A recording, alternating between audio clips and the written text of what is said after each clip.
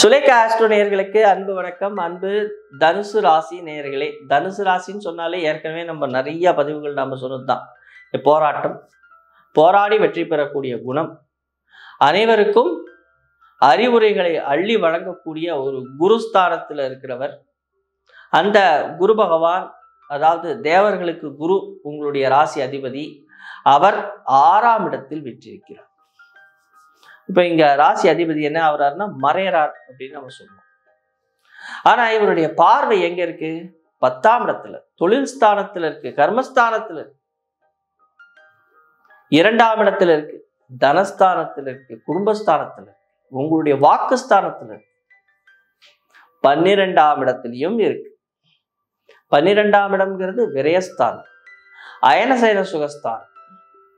இப்போ இந்த குரு பகவான் என்ன செய்ய போறார் அப்படின்னா, உங்களுடைய வாழ்க்கையில ரொம்ப ஒரு முக்கியமான விஷயங்களை செய்ய போகிறார். அதாவது விரயஸ்தானத்தை மட்டும் பார்க்க கூடாது. 12ஆம் இடம்னா அது ஒரு அயன சயன போகஸ்தானம்.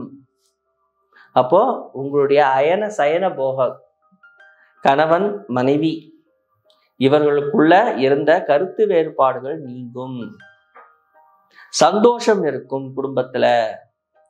குழந்தை இல்லாதவர்களுக்கு குழந்தை பாக்கியம் கிடைக்க போறது, இது ஒரு முன்னேற்றம் தானே. சந்தான பாக்கியம் கிடைக்கும், காதல் மலரும். ஏன்னா இதெல்லாம் விரயம். காதல் மலரும், இன்வெஸ்ட்மெண்ட் பண்ணுவீங்க, பெரிய பெரிய முதலீடுகளாக இருக்கும், தொழில் வளர்ச்சிக்காக இருக்கும், தொழில் விஷயமாக நீங்க இன்வெஸ்ட்மெண்ட் பண்ணுவீங்க, தொழில்ல ஒரு முன்னேற்றத்தை காண்பீர்கள். நீங்க பேசுற பேச்சு சபையில ஈடுபடும். அதாவது சிகப்பு கம்பள வரவேற்பு அப்படின்னு சொல்ற மாதிரி உங்களுடைய பேச்சுக்கு சிகப்பு கம்பள வரவேற்பு கிடைக்கும். அந்த வாக்பலம், அதனால உங்களுடைய பெயர், புகழ், கௌரவம், அந்தஸ்து முன்னேற போற ஒரு அற்புதமான காலகட்டம். அப்ப குரு பகவான் 6ஆம் இடத்துல மறைகிறார் அப்படின்னா இது சுயஜாதகத்துக்கு எடுத்துட்டு வரும். அப்ப இவ்வளவு சிறப்பு மிக்க ஒரு மாதமாக இருக்கும் பொழுது நமக்கு எங்க பிரச்சனைகள் வரும் அப்படின்னு சொன்னா, முக்கியமான ஒரு பிரச்சனை என்னன்னா, கையில எல்லாமே இருக்கும், அதை யூஸ் பண்ண மாட்டீங்க, இன்னும் தேடிக்கிட்டே இருப்பீங்க. இதுதான் உங்களுடைய பிரச்சனை. அதே நேரத்துல தைரியமா ஒரு காரியத்தை செய்யணும்னா செய்ய மாட்டீங்க. எந்த நேரத்துல தைரியம் வேணுமோ அந்த நேரத்துல தைரியம் இருக்காது. யார்கிட்டயாவது போயிட்டு ஒன்றத்தை பேசி தைரியமா பேசினா அதை ஜெயிச்சிருவீங்க. ஆனா அதை பேசக்கூடிய அளவுக்கு உங்களுக்கு தைரியம் வருமா அப்படின்னு சொன்னா மனசுல அந்த தைரியம் இல்லை. அதை நீங்க மாத்திக்கோ. அப்ப தைரியத்தை வரவழைச்சுக்கோ. இது எப்படி கிடைக்கும் அப்படின்னு சொன்னா, இப்போ உங்க வீட்டுல இருக்கிற பெரியவங்க இல்லைன்னா உங்களுக்கு குருவா இருக்கிறவங்க, அவங்க கிட்டக்க நீங்க பேசணும். அவங்க கிட்டக்க உங்களுடைய கருத்துக்களை சொல்லணும். இது மாதிரியான ப்ராப்ளம் எனக்கு இருக்கு, எப்படி நான் ஃபேஸ் பண்ணலாம் அப்படின்னா அவங்க அழகா சொல்லி கொடுப்பாங்க.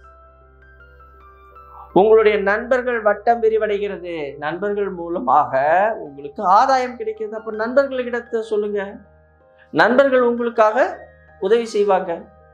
யாருக்கிட்ட எப்படி பேசணுமோ அப்படி அவங்க பேசி காரியத்தை சாதிப்பாங்க.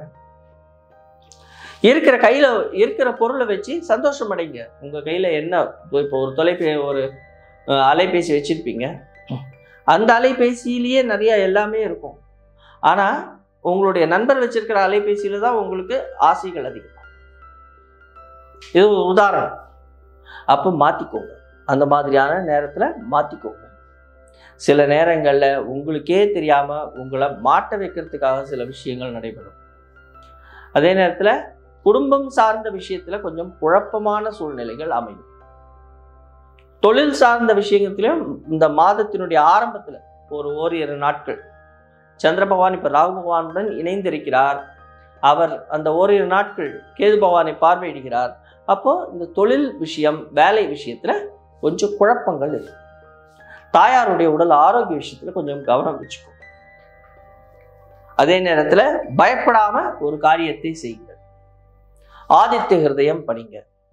வாழ்க்கையில மேலும் மேலும் முன்னேறலாம். இந்த மாதம் கிட்டத்தட்ட ஒரு 70% 75% வெற்றி வாய்ப்புகளை தரப்போகிறது.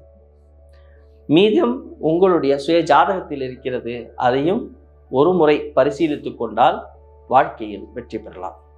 நன்றி, வணக்கம்.